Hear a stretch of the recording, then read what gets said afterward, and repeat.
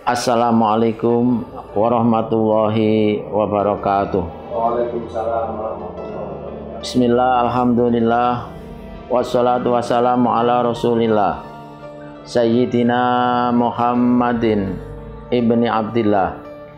Rabbi shrahli sadri wa yassirli amri wahlul 'uqdatam min lisani yafqahu qawli. Amma ba'd.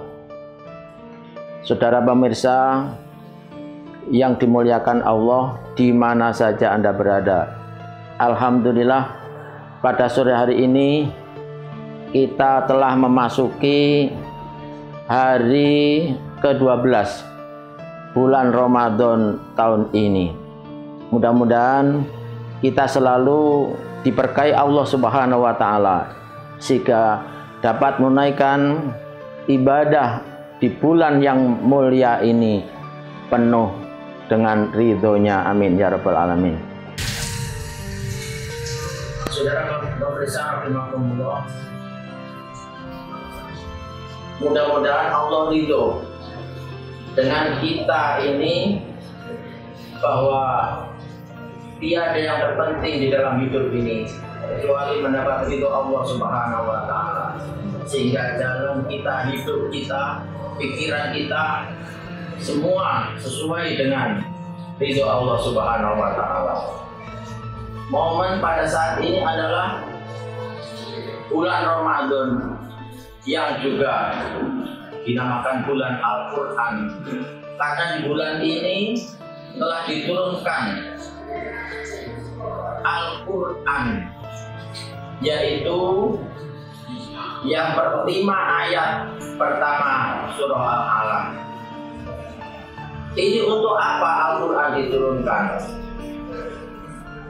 Sebagaimana sebuah ayat, A'udzubillahi minasyaitonirrajim, Sahru Ramadan alladzi unzila fihi al-Qur'an hudan lin-nasi wa bayyinatin minal huda wal furqan. Shadaqallahu adzim. Pada bulan Ramadan diturunkan Al-Quran, tidak lain adalah sebagai petunjuk bagi manusia dan membedakan apa? Membedakan antara yang hak dan benar, sehingga Al-Quran ini benar-benar untuk menyelamatkan umat manusia agar supaya jalan hidupnya ini benar. Karena di dalam Al-Quran banyak penjelasan-penjelasan, petunjuk-petunjuk, sehingga agar supaya manusia ini di dalam menjalankan kehidupan jangan sampai tersesat, jangan sampai nggak sesuai dengan apa yang dikehendaki Allah Subhanahu wa taala. Ada perintah, ada larangan. Mengapa Allah memerintahkan tentang melaksanakan sesuatu? Tidak lain Allah itu sayang kepada hambanya. Dan mengapa Allah melarang untuk melakukan sesuatu? Karena agar supaya hambanya itu selamat. Sehingga Al-Quran sebagai petunjuk menyadarkan bagi hambanya yang belum memahami betapa pentingnya Al-Quran ini. Ada seorang kiai yang bernama Ahmad bin Hambal. Kiai Ahmad bin Hambal ini adalah pernah bermimpi bertemu Allah Subhanahu wa taala. Luar biasa. Tidak sembarang orang bisa bermimpi bertemu Allah Subhanahu wa taala. Kita semua udah biasa bermimpi, tapi bermimpi ketemu genderuwo, ketemu kambing, ketemu manusia, bahkan ketemu kotoran. Tetapi ini bertemu dengan Allah, bertemu dengan Tuhannya, ini berarti tidak sembarang orang. Dan mimpinya ini sebanyak 99 kali. Saudara pemirsa, selama bertemu Allah, Yai Ahmad bin Hambal ini adalah selalu diam, tidak berbicara apa-apa, hanya diam. Nah, suatu saat beliau berangan-angan, andaikan aku bermimpi lagi, aku akan bertanya sesuatu. Nah, angan-angan beliau ini diperhatikan oleh Allah Subhanahu wa Ta'ala, dan ternyata mimpi yang ke-100 kalinya bertemu dengan Allah. Kemudian Yai Ahmad bin Hambal bertanya, "Ya Rob, bima taqarraba abdu ahabba ilaik." Wahai Tuanku, dengan cara apa sehingga hambamu bisa taqarrub, mendekatkan diri kepadamu? Jawab Allah, bi qiraatil Quran, dengan membaca Al-Quran. Subhanallah, ternyata dengan membaca Al-Quran ini Allah senang bukan main. Karena itu betapa pentingnya membaca Al-Quran itu, sampai Rasulullah pernah menyampaikan, akrimu ahlallah fid dunya, muliakan ahli Allah di dunia. Para sahabat kaget, loh, apakah Allah itu punya keluarga? Jawab Rasulullah, ahlullah humul ladina yaqra'unal Qur'an. Sing dadi keluargane Gusti Allah yaiku wong sing senengane maca Al-Qur'an. Oleh karena itu pemirsa, hendaknya kita semua ini, keluarga kita, anak-anak kita didik, kita biasakan untuk membaca Al-Quran. Bahkan Rasulullah juga menyampaikan, man aroda ayyatakallama ma'allah falyaqra'ul Qur'an. Barang siapa yang ingin bercakap-cakap dengan Allah, maka bacalah Al-Quran. Al-Quran ini tidak hanya sekedar untuk memberikan petunjuk, banyak hal yang didapat berkeberkahan Al-Quran ini. Termasuk Al-Quran akan melahirkan ketenangan. Kalau misalnya keluarga ingin menjadi keluarga yang bahagia, maka biasakan membaca Al-Quran.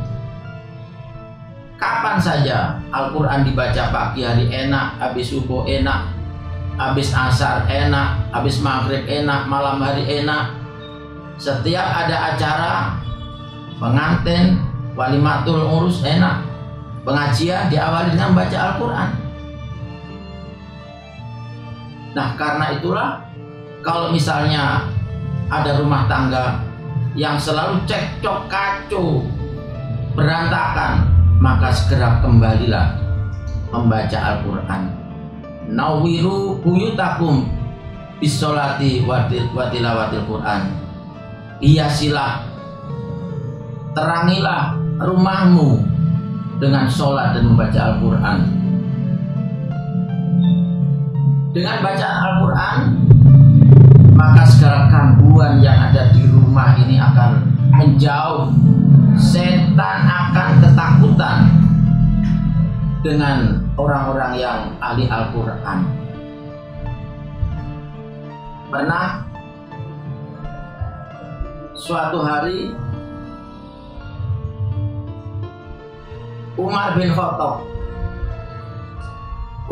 Khattab ini sebelum masuk Islam, dia bencinya bukan main dengan orang-orang yang membaca Al-Quran, termasuk dengan adiknya Nyai Fatimah yang lebih dahulu masuk Islam. Suatu hari Nyai Fatimah dicari dan akhirnya ketemu, masuk Fatimah. Apa mas?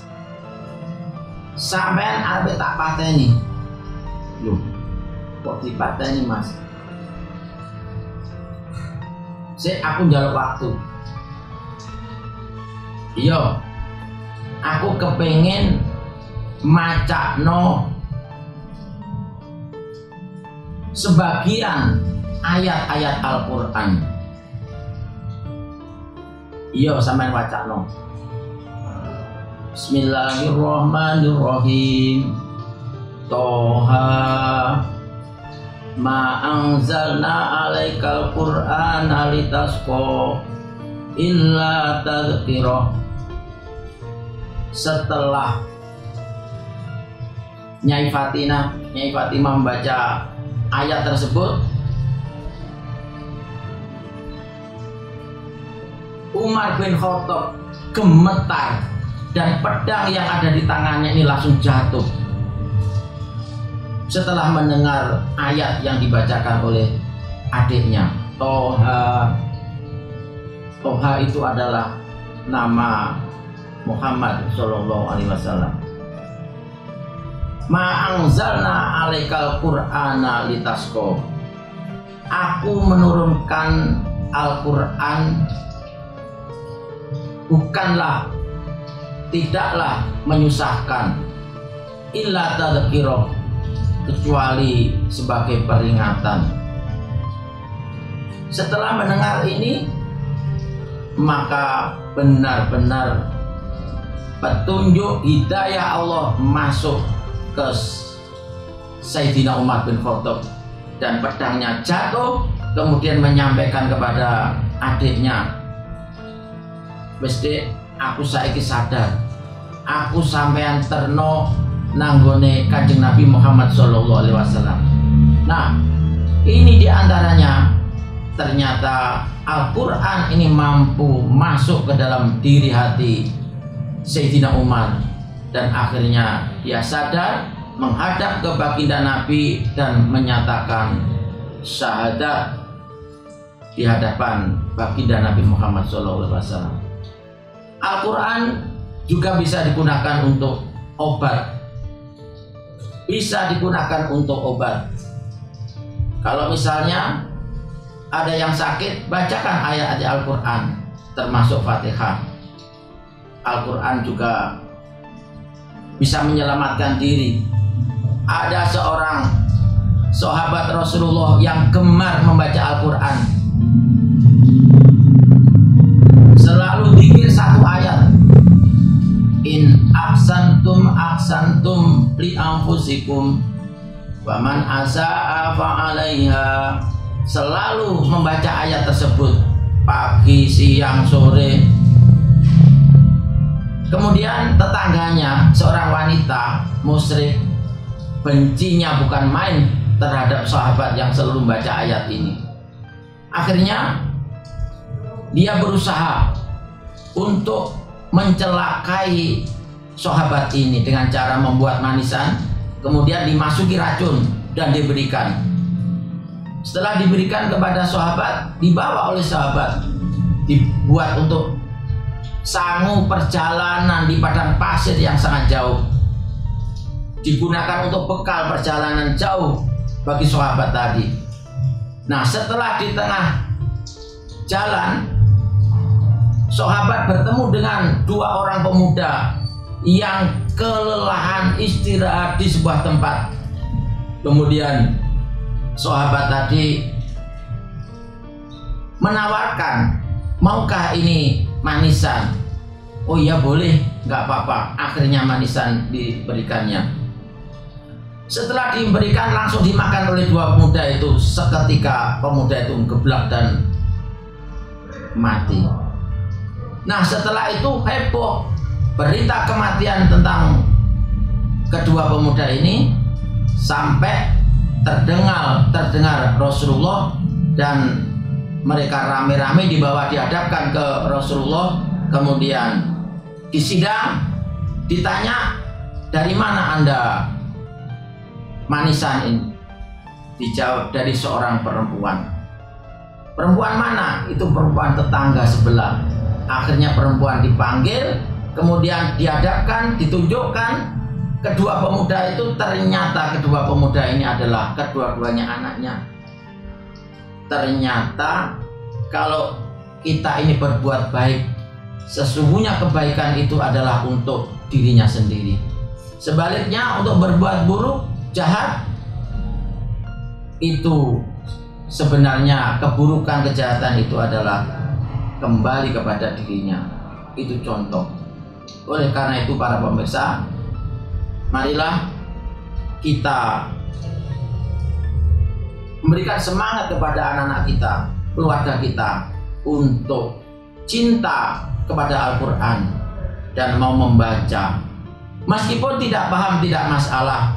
Rasulullah pernah, jangan sampai setiap hari itu nggak melihat tulisan Al-Quran. Kalau misalnya nggak sempat membaca, ya lihat aja tulisannya.